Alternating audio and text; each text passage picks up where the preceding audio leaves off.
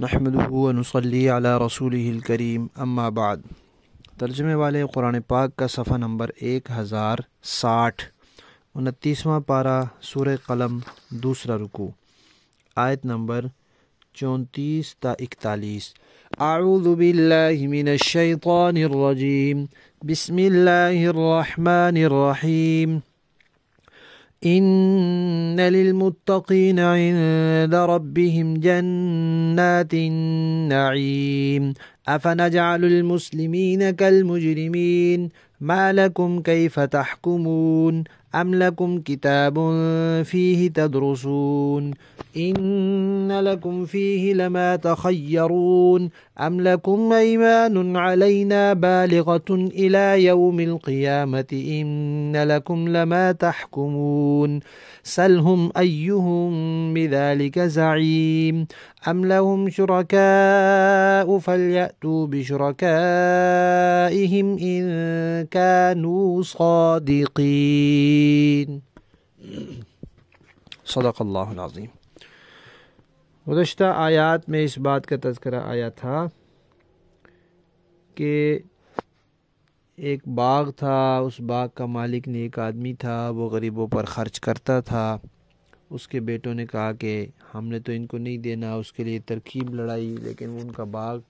تباہ ہو گیا اور انہوں نے پھر اللہ تعالیٰ کی طرف رجوع کیا، اور اللہ نے فرمایا کہ عذاب ایسے ہوتا ہے، اور آخرت کا عذاب تو بہت بڑا ہے۔ آخرت کا جب تذکرہ آیا اور عذاب کا تذکرہ آیا تو پھر جو ایمان والے ہیں اور تقوی والے ہیں، ایمان جمع تقوی، ان کے لیے جنت ہے، تو اس کا تذکرہ آ گیا کہ جو لوگ متقی ہوں گے، ایمان جمع تقوی والے ہوں گے، ان کے لیے تو ان کے رب کے ہاں نعمتوں بھرے باغات ہوں گے۔ اب مشرکین جب جنت کی باتیں سنتے تھے تو کہتے تھے کہ جس طرح یہاں اللہ نے ہمیں مال و دولت میں، سرداری میں، سیاسی قوت میں، افرادی قوت میں مسلمانوں پر فوقیت دے رکھی ہے، تو وہاں بھی ہمیں ہی ان سے بہتر ملے گا۔ یہاں جیسے ہمارے پاس مال زیادہ ہے، وہاں ہمارے پاس مال زیادہ ہوگا۔ یہاں جیسے ہم کھانے پینے، رہن سہن میں ان سے بہتر ہے، یہ کیونکہ مکہ کے بالکل ابتدائی دور کی صورت ہے، آیات ہیں۔ اس وقت کفار کو خوب خوشحالی کے ذریعے آزمایا جا رہا تھا، خوب وافر ان کے پاس مال تھا، اور مسلمان بڑی تنگی میں تھے اور پریشانی میں تھے، تو کفار اس طرح کی باتیں کرتے تھے۔ تو اللہ تعالیٰ نے فرمایا کہ یہ بات عقل و نقل کے بالکل خلاف ہے کہ فرما بردار اور نافرمان دونوں کو برابر کیا جائے، دونوں میں کوئی فرق نہ کیا جائے۔ یہ تو دنیا میں کہیں بھی نہیں ہوتا۔ کسی عام سی چھوٹی سے چھوٹی عدالت کا جو جج اور قاضی ہے، وہ بھی اگر انصاف کے ساتھ کرے تو کبھی بھی وہ مجرم کو اور غیر مجرم کو برابر نہیں کرتا۔ تم نے اللہ کے بارے میں کیسے یہ تصور کر لیا کہ جو سب فیصلہ کرنے والوں سے بڑے ہیں اور سب سے درست ہیں اور سب سے سچے فیصلہ کرنے والے، ان کے بارے میں تم نے کیسے سوچ لیا کہ مجرموں اور ماننے والوں کے لیے وہ ایک جیسا سلوک کریں گے؟ پھر یہ جو باتیں تم کر رہے ہو، یہ ان کی تمہارے پاس ثبوت کیا ہے، دلیل کیا ہے؟ کوئی عقلی نقلی کوئی دلیل تم پیش کر سکتے ہو؟ کیا تمہارے پاس کوئی آسمانی کتاب ہے جس میں تم یہ پڑھتے ہو کہ بھئی آخرت میں تمہارے لیے وہی ہوگا جو تم پسند کرو گے؟ کیونکہ جنت کے بارے میں آتا ہے کہ جنت میں جو جنتی پسند کرے گا اس کو وہی ملے گا، جو چاہے گا۔ وَلَكُمْ فِيهَا مَا تَشْتَهِي أَنفُسُكُمْ وَلَكُمْ فِيهَا مَا تَدَّعُونَ، جو چاہیں گے وہ ملے گا۔ تو یہ کہتے تھے کہ ہم وہاں جو چاہیں گے ملے گا۔ اللہ نے فرمایا کہ دنیا میں تو اللہ تعالیٰ نے روزی اپنے ذمہ لی ہے کہ ٹھیک ہے جی، وَمَا مِن دَابَّةٍ فِي الْأَرْضِ إِلَّا عَلَى اللَّهِ رِزْقُهَا، کہ جو بھی کوئی زمین میں چلنے پھرنے والا ہے اس کی روزی اللہ نے اپنے ذمہ لے رکھی ہے۔ لیکن آخرت میں تو اللہ نے کافروں سے کوئی وعدہ نہیں کیا کہ تمہیں کچھ روزی ملنی ہے یا جنت ملنی ہے یا نعمتیں ملنی ہے، یا کوئی وعدہ نہیں کیا۔ تو دنیا میں اگر کوئی کہتا ہے کہ مجھے روزی ملے گی تو اس کی تو دلیل موجود ہے، لیکن آخرت میں تمہیں تمہاری من چاہی زندگی نصیب ہوگی، اس کی کیا دلیل ہے تمہارے پاس؟ کوئی آسمانی کتاب ہے جس میں تم یہ پڑھتے ہو؟ کہ تمہاری ساری خواہشات وہاں پوری ہوں گی، اور یا تم یہ سمجھتے ہو کہ تم جن کی عبادت کر رہے ہو خدا کو چھوڑ کر دنیا میں، وہ تمہیں وہاں یہ کامیابی نصیب کریں گے؟ تو ذرا ان کو لے آؤ، لاؤ میدان میں، تاکہ پتہ چلے جو ان کی عبادت کر رہے ہیں انسان، ان انسانوں سے وہ بت اور پتھر زیادہ بے بس اور عاجز ہیں،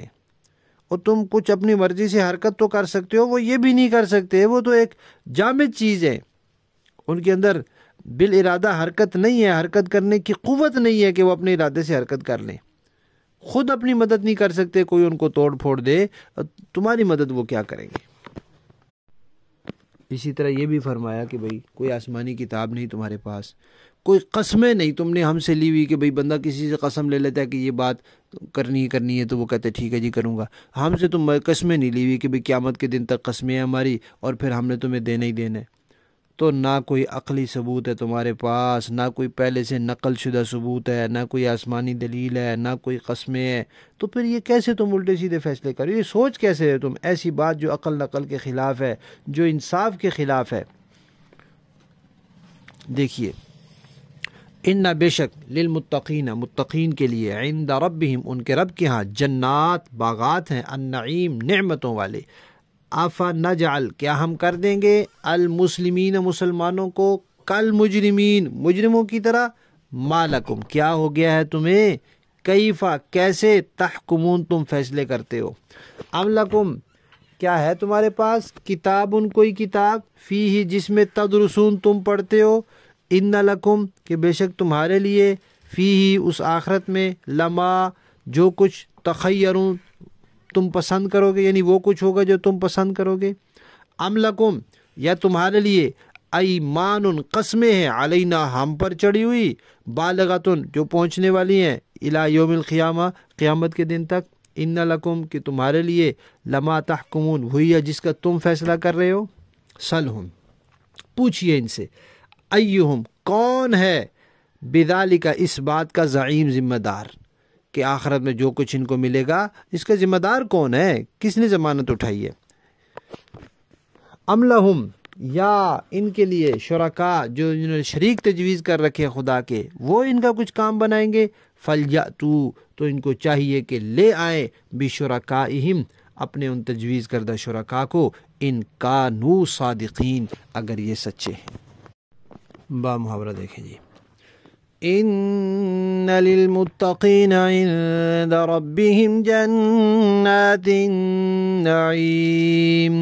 البتہ متقیوں کے لیے ان کے پروردگار کے پاس نعمتوں بھرے باغات ہیں، افنجعل المسلمین کالمجرمین، بھلا کیا ہم فرما برداروں کو مجرموں کے برابر کر دیں گے، ما لکم کیف تحکمون، تمہیں کیا ہو گیا ہے، تم کیسی باتیں طے کر لیتے ہو، ام لکم کتاب فیہ تدرسون ان لکم فیہ لما تخیرون، کیا تمہارے پاس کوئی کتاب ہے جس میں تم یہ پڑھتے ہو کہ تمہیں وہاں وہی کچھ ملے گا جو تم پسند کرو گے، ام لکم ایمان علینا بالغۃ الی یوم القیامۃ ان لکم لما تحکمون، یا تم نے ہم سے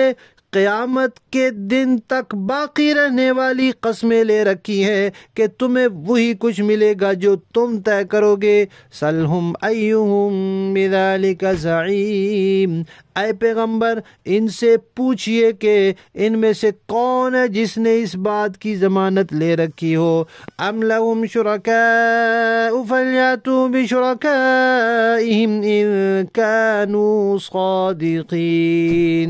کیا خدائی میں ان کے تجویز کردہ کچھ شریک ہیں جو یہ ضمانت لیتے ہوں، تو پھر لے آئیں اپنے ان شریکوں کو اگر وہ سچے ہیں۔